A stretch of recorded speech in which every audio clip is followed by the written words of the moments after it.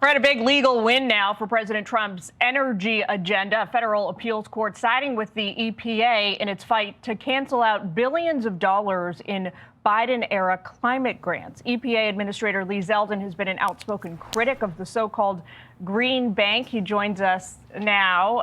Sir, thank you so much for taking time with us. I want to read you something from the D.C. Court of Appeals in this filing. They write, the court ignored the government's evidence of mismanagement of the grant funds, such as the damning gold bars video, which further supports EPA's good faith in deciding to terminate the grants and recommit the funds with proper supervision and accountability. So to that point, was the EPA's objection to the Green Bank, would you describe it as primarily policy motivated, meaning you disagreed with the Biden administration's energy policy, or would you say it's more about concerns of fraud, waste, and mismanagement? Top three concerns that we've had at the Trump EPA has been that the grants were riddled with self-dealing and conflicts of interest, unqualified recipients, and reduced agency oversight. You just referenced in that quote from the majority's opinion, the gold bar video. This is something that came out in December while we were going through the transition process, where a Biden EPA employee was talking about how they were rushing to get billions of dollars out the door before President Trump gets inaugurated. And he was calling it like he says that they were tossing gold bars off the Titanic. The gold bars are tax dollars off the Titanic means they know that they were wasting it. So that is a major red flag that was alerted to us during the transition. It was a major red flag where sirens were going off for congressional Republicans. And the pledge that I was asked to make when I was going through my confirmation hearing was that if, when confirmed, I would commit to making it a top priority to figure out what he's talking about, where the money went, and to restore accountability with a zero tolerance policy towards waste and abuse. That's why we came in. We saw all of these issues. We canceled the entirety of this grant. And the district court judge initially put an injunction against us taking that action. But as you just cited, the majority opinion from the D.C. Circuit Court of Appeals said that the district court abused its discretion in issuing that injunction and ruled in favor of the Trump EPA. It's not just something we can do, but this is a responsibility. This is a duty. This is something that we must do on behalf of the taxpayer. Okay, so help us wrap our minds around this. This isn't just about canceling contracts. I mean, these are contracts that have been placed with the money already leaving the government's hands. So, I mean, are you confident that you can actually claw back all of this money? Right. So this was $20 billion that were parked at an outside bank for 8 pass-through entities.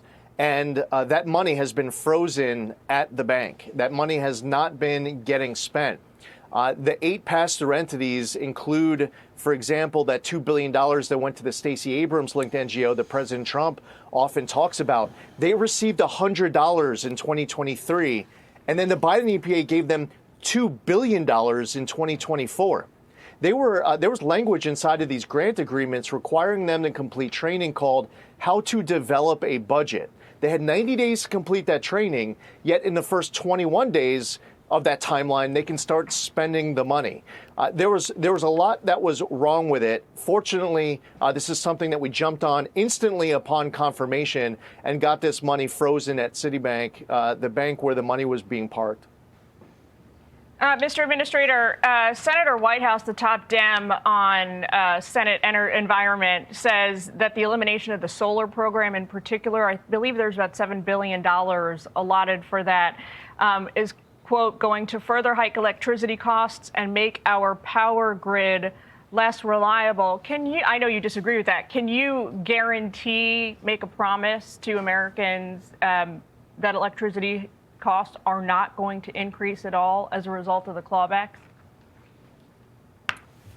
Energy costs are not going to increase as a result of the clawback. Senator Whitehouse should be advocating for his constituents in the rest of New England to be able to access natural gas. they should be calling for a pipeline to be built to deliver natural gas, which right now Pennsylvania is prepared to send to New England.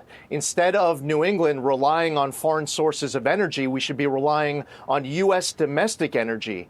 Senator Whitehouse is compromised. There's other members of the Senate EPW committee who are in the same position. They don't want us to get to the bottom of where the money went. That Solar for All program included grants that in some cases were going through 4 pass-through entities, where each entity was getting 15% or more of the VIG. So this isn't $1 that Congress appropriates where that dollar ends up getting spent for its intended purpose as Congress put in statute. Instead, that dollar gets diluted massively. Where's Senator Whitehouse saying we absolutely want to make sure that we're being responsible with tax dollars? Let us know all of those examples of everything that's wrong, and let's do something about it. Instead, they don't want to acknowledge that there's anything wrong with any of it. They want us to have reduced agency oversight, and they want all of those Biden and Obama-connected administration officials to just be getting all of this money, and for other money to be going to left-wing NGOs, and for us to not ask any questions. Sorry, Senator Whitehouse, there's a reason why you're in the minority. This is like a 30-second answer, but I don't know. But I mean, is the Trump administration for any green initiatives? Will there be any room for any federal funding under this second Trump term? Well, first off, Congress, we're going to fulfill all of our statutory obligations under the law. And when Congress passes a law, the Trump EPA is going to be following that law. Just like we have a zero tolerance policy for any waste and abuse, we will fulfill all of our statutory obligations. Are you President for it Trump personally? Well, I am for whatever President Trump is advocating for, and President Trump has been very outspoken about his concern with the economics of offshore wind, and he wants to ramp up more baseload power. America needs so much more baseload power than will be delivered with that attitude that wind is the substitute and it's the answer for all. It's not accurate. Got it. All right. Always appreciate your time, sir. Thank you so much. Thank you. All right. Thank you. I'm Steve Doocy. I'm Brian Kilmeade. And I'm Ainsley Earhart. And click here to subscribe to the Fox News YouTube page to catch our hottest interviews and most compelling analysis.